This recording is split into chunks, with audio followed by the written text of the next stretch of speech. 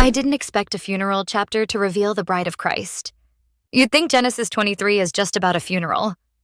But what if the first piece of the promised land was a grave? Crazy twist.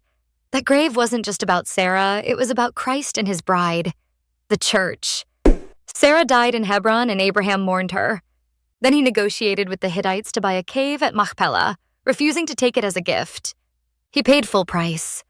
On the surface, it looks like a business deal in the middle of grief. But look closer.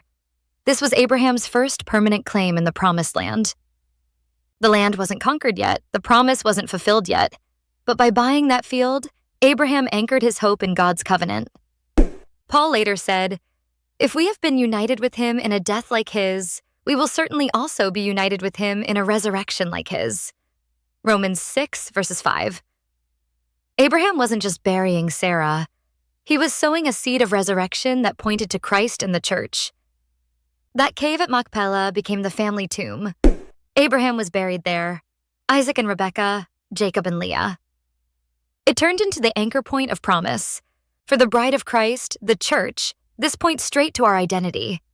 We are a people anchored in a grave that could not hold Jesus. Just as Machpelah testified to future inheritance, the empty tomb testifies to our eternal inheritance.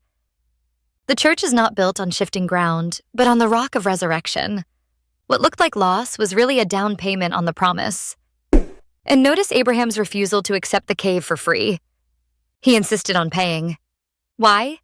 Because faith doesn't cling to shortcuts. It rests in covenant. That points to Christ, who bought us with a price. 1 Corinthians just 6 verses 20.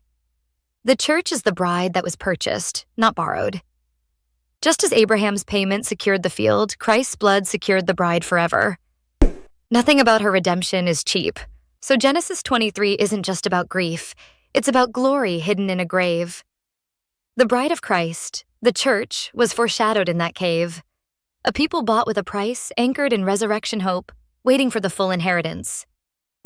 If you believe even a burial can point to promise, then put the word resurrection in the comments. Because in Christ's church, graves aren't the end. They're the doorway into forever.